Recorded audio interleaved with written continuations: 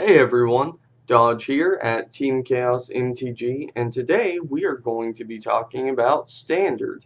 The new format is upon us this Friday with the release of Guilds of Ravnica, and we will be losing all of Kaladesh as well as Amonkhet block. A lot of people are expecting the new format to be dominated by Esper Control, maybe some Knight strategies, green-black rock decks, as well as the much hyped Boros aggro. Myself, I'm taking things in a little bit of a different direction, at least for the first week of the format. Looking at a deck that has made some waves in this past standard, some appearances in modern, and that I'm hoping will carry me to at least a couple of decent finishes this coming season, and that is Izzet Wizards. Now, the core of the deck is comprised of Gitu Lava Runners, Fiashino Pyromancers, Merfolk Tricksters, and almost a full set of Siren Storm Tamers. All of these cards providing relatively useful abilities, if not just ETB capabilities that are going to help push the opponent into a pretty tight spot. Uh, we are also backing these up with 2 copies of Adeli's the Cinderwind, which, coupled with our various cantrip effects and instant speed spells, can just pump the entire team for a bunch of damage.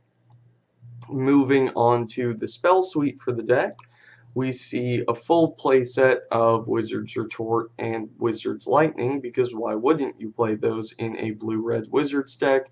Lightning Bolt and Counterspell in Standard just seems really good, and a set of Ionize rounds that out with more burn and counter magic, which is really all this deck wants to do other than play a dude on turn 1 and start attacking with it. We are pretty lacking in card draw abilities, which is why we're going to be playing 3 Opt, 1 Memorial to Genius, 4 Mission Briefings, and 3 Blink of an Eye. Now, Blink of an Eye does require that kicker cost to be paid before it draws us a card, but it does a great job of dealing with problematic permanents we can't otherwise get rid of and setting them up to be countered later on in the game. Mission Briefing doing the best it can to help set up our future draws, or fuel itself as a pseudo Snapcaster Mage effect, probably is going to be one of the key cards in this deck. As you can see, we're really not drawing a whole lot of cards even with those though, so our flex spot has been filled in with a single risk factor.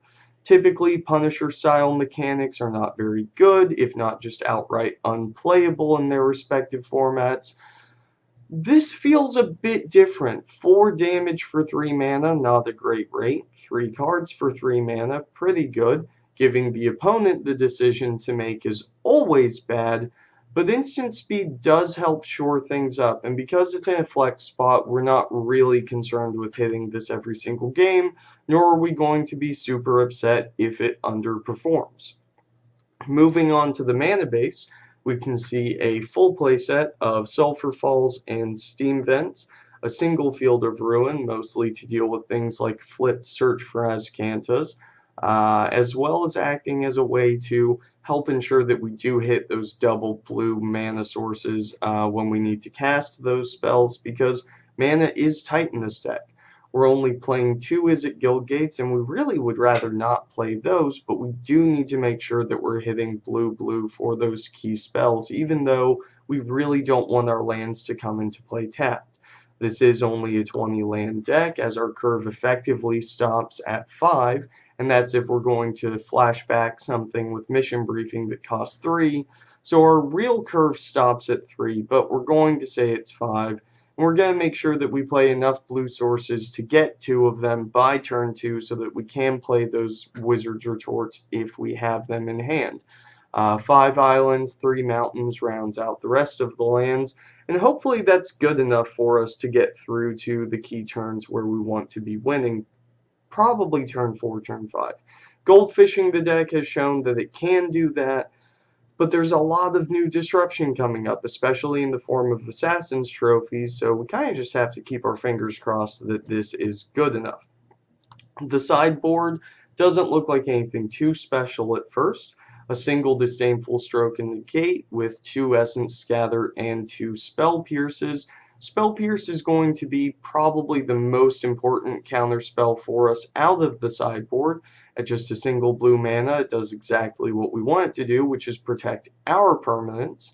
But also it doesn't require any real big mana contributions, doesn't have a real high setup cost, and that's exactly what we're looking for. The rest of these spells all cost 2, and that's okay, but in a deck that just wants to be tapping out almost every single turn, mana is going to be a premium, especially if we have to hold it open for our opponent's turn. Moving along, we see 2 Sorceress Spyglass and 2 Jace. Spyglass giving us a bit better information by getting to see our opponent's hand, as well as also helping to shut down opposing planeswalkers, flipped enchantment lands, things like that. Jace is probably at his best in this deck, as he's just fueling more card draw for us, helping us establish a board state, and if we ever get around to ultimating him, then we probably just win the game there. I don't see a whole lot of situations where we have 2 or more Jaces on the field and we still can't win. Next up, a bunch of 1-ofs in the sideboard. Banefire for the control matchups, obviously. Captain Lannery Storm, another hasty creature that also provides us with some extra mana. Very important in the control matchups where we want to tap out for our creatures on our turn and still not be completely dead to whatever our opponent does on theirs.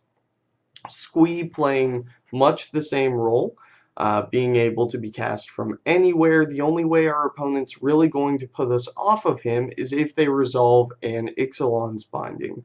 And honestly, if you're spending a 4-mana enchantment to get rid of our otherwise irrelevant 3-mana 2/2, I'm okay with that trade.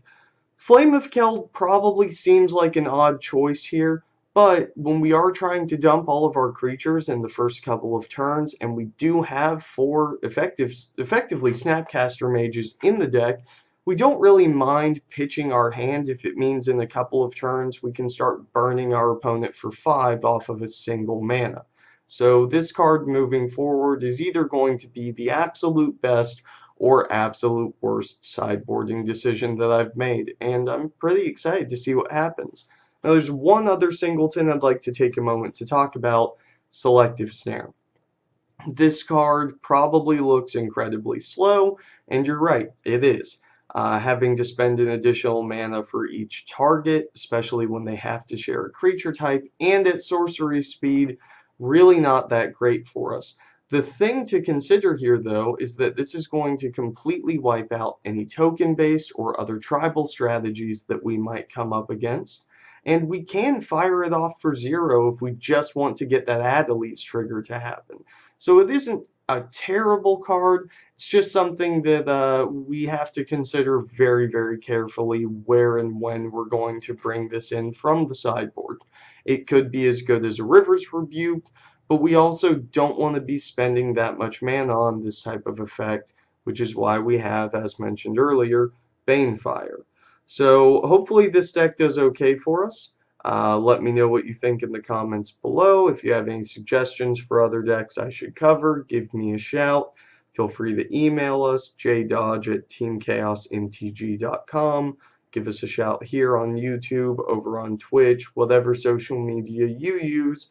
And I hope everyone has a great day. We're looking forward to hearing from all of you as soon as the set releases, if not sooner. And good luck in this new standard, guys.